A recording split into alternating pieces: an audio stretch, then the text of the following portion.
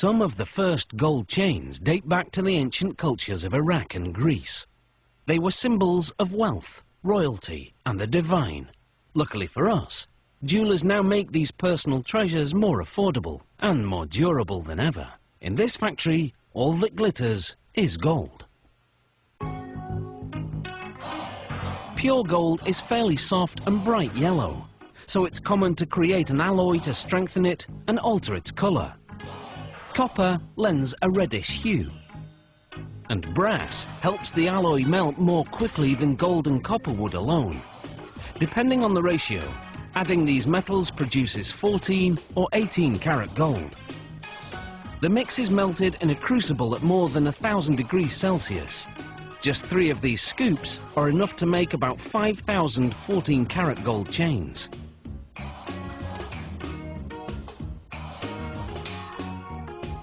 The molten alloy is poured into a casting machine.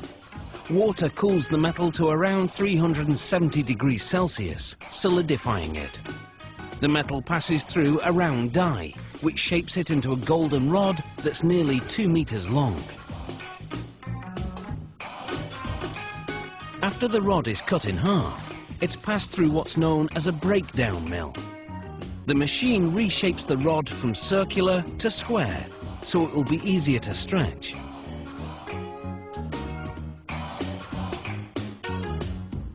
The next stop is called a tandem mill.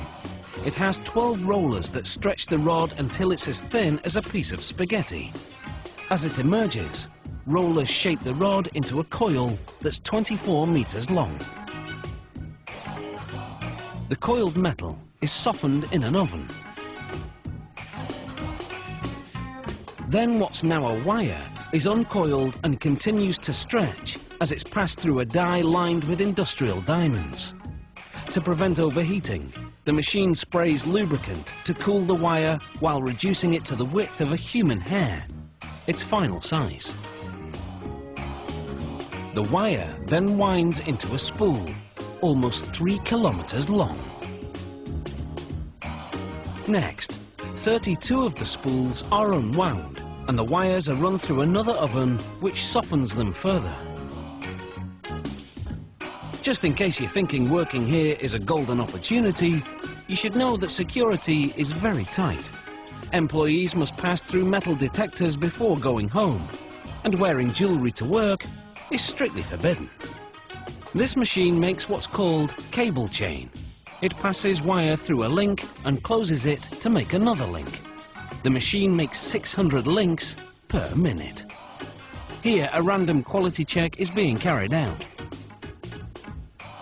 This machine makes a Venetian-style chain. The wire passes through a channel, where mechanical jaws bend it over a die to make a link with the preceding. To make what's called a spider style, this machine passes a wire through up to 5 loops before closing the link.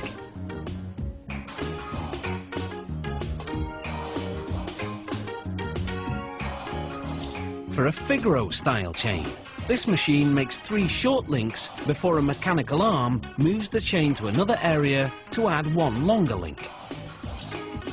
The arm then moves it back to add 3 more short links.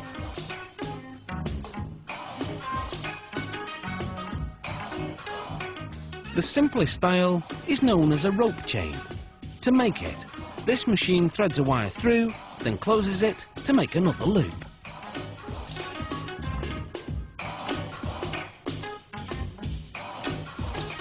The finished chains are coated with a lubricating powder that prevents the links from sticking to each other during the next step, when the chains are heated to 815 degrees Celsius. This activates a soldering agent, which was added to the metals earlier. It fuses the ends of the links to each other. This machine welds a link to a clasp on the chain. A tag indicating the gold quality goes onto the clasp. Finally, the chains go through 4 chemical baths, which clean them thoroughly. Then they're plated with a layer of 14 or 18 karat gold, which creates a more vibrant finish. After one last quality check, these chains are ready to dazzle their way to a neckline near you.